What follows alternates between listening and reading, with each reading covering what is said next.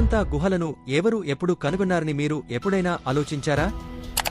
April 1819 28న British సైన్యాధికారి captain John Smith మహారాష్ట్రలోని దక్కన్ పీఠభూమి ప్రాంతంలో పులుల కోసం వేటాడుతున్నాడు. వేటలో ఉన్నప్పుడు స్మిత్ వాఘోరా నదిపైన ఉన్న ఒక కొండపై ఒక గుహ ముఖద్వారాన్ని చూశాడు. కొన్ని కథనాల ప్రకారం స్థానిక గొర్రెల కాపరి బాలుడు అతన్ని ఆ ప్రదేశానికి నడిపించాడు. తన బృందం సహాయంతో స్మిత్ కొండపైకి వెళ్లి ఆ ద్వారం ఎలా ఉందో పరిశీలించాడు. గడ్డి దీపాన్ని ఉపయోగించి అతను లోపలికి వెళ్లినప్పుడు ఒక ఉత్కంఠభరితమైన దృశ్యం కనిపించింది. పురాతన చిత్రాలతో ఉండి స్తంభాలు కలిగిన వంపు తిరిగిన హాలును చూశాడు. స్మిత్ మరియు అతని బృందం 10వ గుహగా నియమించబడిన గుహను అన్వేషించారు. తన చారిత్రాత్మక అన్వేషణకు గుర్తుగా స్మిత్ తన పేరు మరియు తేదీని ఒక స్తంభంపై చెక్కారు.